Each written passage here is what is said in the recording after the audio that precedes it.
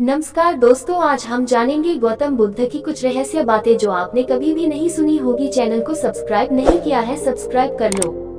गौतम बुद्ध का जीवन हर किसी के लिए प्रेरणादायी है। गौतम बुद्ध बौद्ध धर्म के प्रवर्तक थे। इनका जन्म 483 ईस्वी पूर्व तथा महापरिनिर्वाण 563 ईस्वी पूर्व में हुआ था। बचपन में उनको राजकुमार सिद्धार्थ के नाम से जाना जाता था।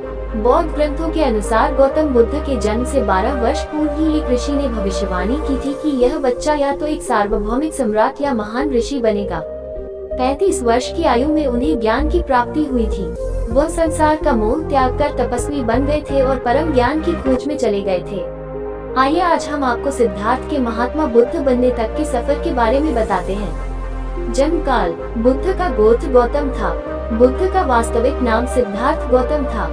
उनका जन्म शाक्य गणराज्य की राजधानी कपिलवस्तु के निकट लुम्बिनी में हुआ था।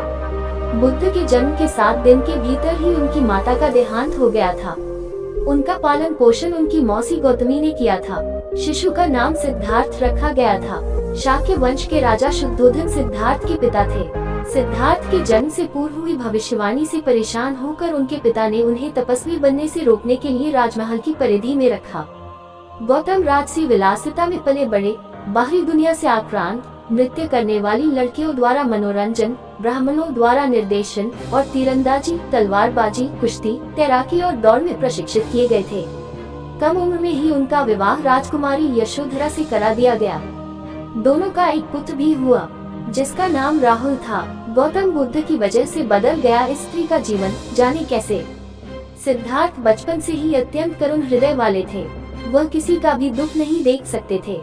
इतने प्रयासों के बाद भी 21 वर्ष की आयु में उनकी अपने राज्य कपिलवस्तु की गलियों में उनकी दृष्टि 4 दृश्यों पर पड़ी। ये दृश्य थे एक वृद्ध विकलांग व्यक्ति, एक रोगी, एक पार्थिव शरीर और एक साधु। इन 4 दृश्यों को देखकर सिद्धार्थ समझ गए थे कि सबका जन्म होता है, सबको बुढ़ापा आता है, सबको बीमारी होती है और एक दिन सब मृत्यु को प्राप्त होते हैं।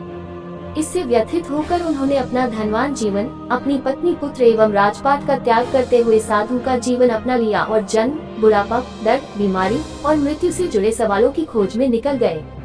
ज्ञान की प्राप्ति। सिद्धार्थ ने अपने प्रश्नों के उत्तर ढूंढने शुरू किए। समुचित ध्यान लगा पाने के बाद भी उन्हें इन प्रश्नों के उत्तर नहीं मिले। फिर उन्होंने तपस्या भी की लेकिन अपने प्रश्नों के उत्तर नहीं मिले। इसके बाद कुछ और साथियों के साथ अधिक कठोर तपस्या प्रारंभ की। ऐसे करते हुए 6 वर्ष व्यतीत हो गए। भूख से व्याकुल मृत्यु के निकट पहुंचकर बिना प्रश्नों के उत्तर पाए वह कुछ और करने के बारे में विचार करने लगे थे। एक गांव में भोजन की तलाश में निकल गए, फिर वहां थोड़ा सा भोजन ग्रहण किया।